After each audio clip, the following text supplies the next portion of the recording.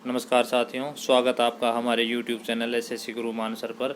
दोस्तों, हमने जो 2000 क्वेश्चन की जो सीरीज़ चला रखी है, उस सीरीज़ का ये 12वां वीडियो है, 12th वीडियो है। और अगर आपने अब तक पीछे के वीडियो नहीं देखे हैं तो वो ज़रूर देख लीजिए, क्योंकि हम जो ये सीरीज़ लेकर आ रहे हैं, जो प्रीवियस ईयर्स में सारे क्वेश्चन इन्हीं में से आए हुए हैं और इसी तरह के क्वेश्चन आपसे पूछे जाएंगे। तो अगर आप ये 25 क्वेश्चन हर रोज़ के, एक वीडियो में हम 25 क्वेश्चन डालते हैं हर रोज़ के, ये 25 क्वेश्चन अगर आप कर लेते हैं तो आप आपके 10 नंबर कन्फर्म मान के चलिए। इसके अलावा हम जब ये पूरे 2000 क्वेश्चन हो जाएंगे, उसके बाद हम अलग से कुछ और ज़्यादा इंपॉर्टेंट चीज़ें हैं वो भी लेके आएंगे। और उन सभी का वीडियो पाने के लिए आपको हमारे चैनल से जुड़ना होगा। जुड़ने के लिए आपको सब्सक्राइब करना होगा। ये हम बार बार आपको हर वीडियो में बताते हैं। जो नए हैं, जो कैंडिडेट नए हैं, उनके लिए ये बार बार बताया जा रहा है। जो ऑलरेडी है वो ठीक है, उनको हर वीडियो का नोटिफिकेशन मिलता रहेगा। और जो सब्सक्राइब के आगे रेड सब्सक्राइब लिखा हुआ है, उसके आगे जो बेल का आइकॉन है उस पर जाके ऑल पे क्लिक कीजिए, ताकि आने वाले हर वीडियो का नोटिफिकेशन आप तक मिले। और इसके अलावा जो भी जानकारी होती है एसएससी की वेबसाइट पर या एसएससी के द्वारा और कोई, या आपके फॉर्म अप्लाई करने के रिगार्डिंग और किसी भी तरह की आपकी कोई किसी दिक्कत का सामना अगर आपको करना पड़ रहा है, तो वो आप कमेंट बॉक्स में पूछ सकते हो। और किस पर वीडियो चाहते हो वो भी आप कमेंट बॉक्स में पूछ सकते हो। और ये वीडियो आपको कैसा लगता है कमेंट बॉक्स में जाकर आप बताइए कैसा वीडियो लगता है। लाइक कीजिए, शेयर कीजिए और सब्सक्राइब कीजिए। अभी बढ़ते हैं अगले क्वेश्चन की तरफ। Question number 276, CPU micro processor बनाने हेतु निम्न में से किसका उपयोग किया जाता है? तो सिलिका का उपयोग किया जाता है। ए, सिलिका का उपयोग किया जाता है। क्वेश्चन नंबर 277, निम्न में से किस भंडारण माध्यम में अधिकतम डाटा भंडारण की क्षमता होती है? भंडारण मतलब इंग्लिश में स्टोरेज होता है, क्योंकि हम कई बार हिंदी में दिक्कत आ जाती है समझने में। तो भंडारण का मतलब स्टोरेज। तो इसमें सबसे ज़्यादा किस में स्टोर किया जा सकता है? स्टोरेज किस में होता है? डाटा ज़्यादा से ज़्यादा स्टोर कहाँ कर सकते हैं?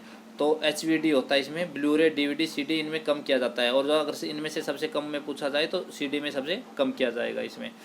इसके बाद बढ़ते हैं अगले क्वेश्चन की तरफ। 277, बीच बीच में दोस्तों आपको एक्सटर्नल जानकारियाँ भी मिलती रहेंगी, जैसे इसमें अधिकतम डाटा स्टोरेज का और साथ में आपको निम्नतम डाटा स्टोरेज का भी जानकारी मिल गई। इसी तरह की जानकारी आपको बीच बीच में मिलती रहेंगी। क्वेश्चन नंबर 278 की तरफ बढ़ते हैं।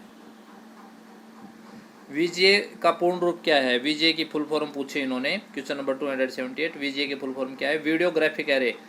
VGA का होता है वीडियो ग्राफिक एरे। ये फुल फॉर्म बहुत ज़्यादा इंपॉर्टेंट है, हर बार पूछी जाती है।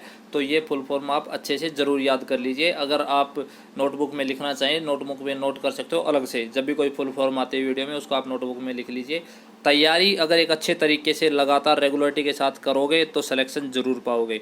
अगर रेगुलरिटी बीच में बार बार टूटती है तो सिलेक्शन सिर्फ उन्हीं का नहीं होता जो रेगुलर तैयारी नहीं करते। रेगुलर तैयारी करते हैं उनका सिलेक्शन ज़रूर होता है। सबसे ज़्यादा दिक्कत बड़ी यही होती है कि आप रेगुलर तैयारी नहीं कर पाते, इसी वजह से सिलेक्शन नहीं हो पाता है। तो अगले क्वेश्चन की तरफ बढ़ते हैं। TIFF का पूर्ण रूप क्या है? TIFF का पूर्ण रूप होता है टैग्ड इमेज फाइल फॉर्मेट। सी, इसका हो जाएगा सी, टैग्ड इमेज फाइल फॉर्मेट। आप हिंदी में भी लिख सकते हैं इनको, tagged image file format. Question number 280 की तरफ बढ़ते हैं। इनमें से कोई एक कंप्यूटर की प्रमुख क्रिया नहीं है। तो डाटा इनपुट कंप्यूटर की प्रमुख क्रिया है, डाटा प्रोसेसिंग भी है, डाटा स्टोरेज भी करता है, डाटा एनालिसिस, ये डाटा एनालिसिस नहीं है। तो ऑप्शन हो जाएगा डी, सही उत्तर हो जाएगा डी। डी उत्तर हो जाएगा इसमें। डाटा एनालिसिस कंप्यूटर की एक ये प्रमुख क्रिया नहीं है। क्वेश्चन नंबर 281, सर्वोत्तम ग्राफिक्स बनाई जा सकती है। 281, सर्वोत्तम ग्राफिक्स बनाई जा सकती है प्लॉटर से। प्लॉटर से हम ग्राफिक्स सबसे बढ़िया बना सकते हैं। इनमें से ऑपरेटिंग सिस्टम नहीं है। जैसा हमने पिछले वीडियो में बताया था कि आपसे ये भी पूछा जा सकता है कि इनमें से कौन सा एक ऑपरेटिंग सिस्टम नहीं है, और ये भी पूछते हैं कौन सा एक ऑपरेटिंग सिस्टम है, ऑप्शन जो होते हैं। तो आप क्वेश्चनों को ध्यान से पढ़िए। तो इसमें जो क्रोम है ये ऑपरेटिंग सिस्टम नहीं है। क्रोम, विंडोज़ विस्टा और यूनिक्स तीनों ऑपरेटिंग सिस्टम है। क्रोम एक वेब ब्राउज़र है। तो अगला क्वेश्चन, गूगल एक क्या है? गूगल क्या है? Web browser, search engine, web server, none of these. तो इसमें हो जाएगा सर्च इंजन। गूगल एक सर्च इंजन है। ये काफ़ी कंफ्यूज करने वाले क्वेश्चन होते हैं। Web browser, search engine, web server, सारे ऐसे ऑप्शन है जिसमें वहाँ पर कंफ्यूज हो जाते हैं। अगर आपने एक बार अच्छे से देख लिया कि गूगल एक सर्च इंजन है तो आपको एग्ज़ाम टाइम याद रहेगा। Question number 284, question number 284, CPU और बाह्य मेमोरी के मध्य जो आदान प्रदान होता है उसको क्या कहते हैं। ये क्वेश्चन लिखने में गड़बड़ है, ये आप देख लीजिए। ये होगा सीपीयू और बाह्य मेमोरी के मध्य जो आदान प्रदान होता है उसको आईओ साइकिल कहते हैं। ये हो जाएगा आईओ साइकिल। निम्न में से कौन सा गूगल का सॉफ्टवेयर नहीं है। तो जीमेल गूगल का एक सॉफ्टवेयर होता है, आपको अच्छे से पता होगा। गूगल अर्थ भी गूगल का ही सॉफ्टवेयर है। स्केचअप जो है ये ऑप्शन ए हो जाएगा, इसमें स्केचअप गूगल का सॉफ्टवेयर नहीं है। क्वेश्चन नंबर 286, डिजिटल डेटा को टेलीफोन नेटवर्क पर प्रेषित करने के लिए प्रयुक्त प्रौद्योगिकी है। इसमें हो जाएगा डीएसएल हो जाएगा। दूसरे यूजर द्वारा अपनी गलत पहचान देकर एक कंप्यूटर यूजर की गुप्त इन्फॉर्मेशन प्राप्त करना क्या कहलाता है। इसको कहते हैं फिशिंग। बी हो जाएगा फिशिंग। अगला क्वेश्चन 287, 2 बार 287 लिख रखा है दोस्तों। कर्सर को टेक्स्ट लाइन के शुरू में लाने के लिए कौन सी की दबानी पड़ती है। ये कुछ प्रिंटिंग में कुछ मिस्टेक्स हैं, ये आप ध्यान रखिए। कर्सर को टेक्स्ट लाइन में शुरू लाने के लिए कौन सी की को दबाना पड़ता है। तो होम जो की होती है उसको दबाना पड़ता है। अगला क्वेश्चन 288, ऐसा कंप्यूटर वायरस जो स्वतः दूसरे कंप्यूटर प्रोग्राम में जुड़ जाता है उसे कहते हैं। जो खुद ही दूसरे कंप्यूटर के प्रोग्राम में जुड़ जाता है उसको ट्रोजन हॉर्स कहा जाता है। सी, ट्रोजन हॉर्स, सी हो जाएगा इसमें। ये याद रखना दोस्तों, इंपॉर्टेंट क्वेश्चन है। क्वेश्चन नंबर 289, इनमें से कौन एक नॉन इम्पैक्ट प्रिंटर का उदाहरण नहीं है। तो इसमें हो जाएगा डेजी व्हील प्रिंटर। जो डेजी व्हील प्रिंटर है ये नॉन इम्पैक्ट प्रिंटर का उदाहरण नहीं है।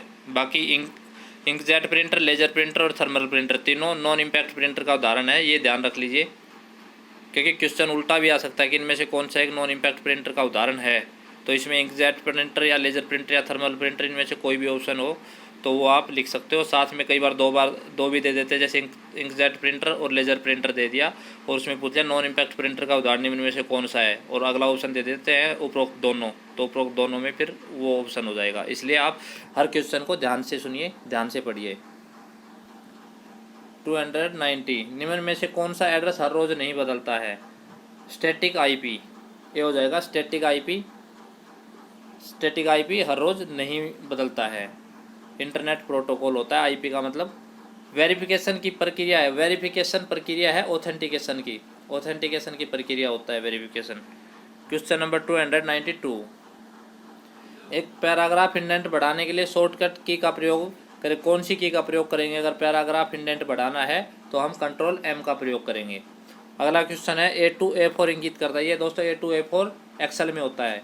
तो A2 A4 इंगित करता है सेल A2 से सेल A4 तक, ये एक्सेल में होता है, माइक्रोसॉफ्ट एक्सेल में। अगला क्वेश्चन 294 की तरफ बढ़ते हैं। ओपन सोर्स ऑपरेटिंग सिस्टम के बारे में निम्नलिखित में से कौन से सही है। ओपन सोर्स ऑपरेटिंग सिस्टम के बारे में हम पिछले वीडियोज़ में बता चुके हैं, आप वहां पर जाकर देख सकते हो। अगर आपने वो वीडियो नहीं देखे हैं तो वहां पर उनकी पूरी डिटेल बताई गई है कि क्या होता है ओपन सोर्स ऑपरेटिंग सिस्टम।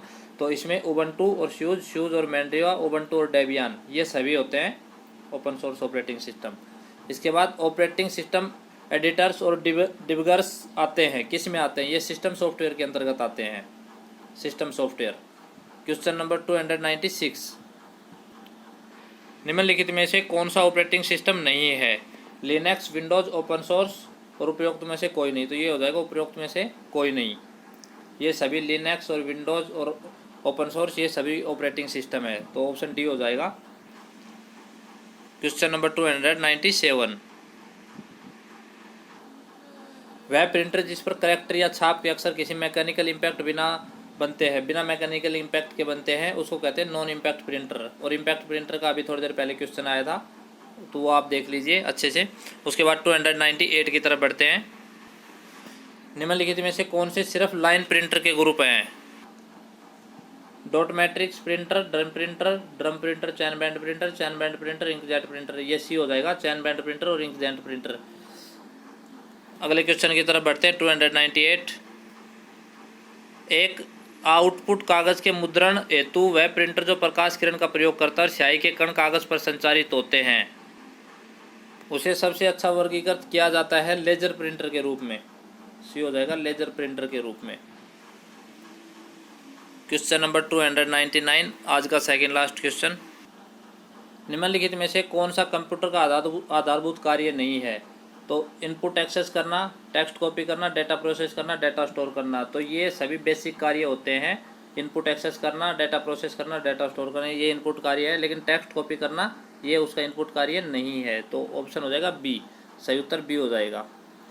अगला क्वेश्चन, सर्च इंजन क्या है? सर्च इंजन एक प्रोग्राम है जो वर्ल्ड वाइड वेब में दस्तावेजों की खोज करता है। सी हो जाएगा इसमें। आज का last question, world wide web, www जो लिखा होता है उसकी full form world wide web होती है। www की फुल फॉर्म भी आपसे पेपर में पूछी जा सकती है, तो ये भी आप नोट कर लीजिए, www वर्ल्ड वाइड वेब। और वहाँ पर जो दस्तावेजों की खोज करता है वो उस प्रोग्राम को सर्च इंजन कहा जाता है। ये थे आज के 25 क्वेश्चन, टोटल 300 क्वेश्चन हो गए हैं। इसी तरीके से हम 2000 क्वेश्चन की सीरीज़ आपको पूरी करवाएंगे। और आपको बता दें, बार बार पहले भी वीडियो के शुरू में बताया था कि अगर आप नए हैं तो चैनल को सब्सक्राइब ज़रूर कर लीजिए, ताकि आगे आने वाले वीडियो का बेनिफिट आपको मिल सके। ये 10 मिनट आपको 10 नंबर दिलवाने में अहम भूमिका निभाएंगे।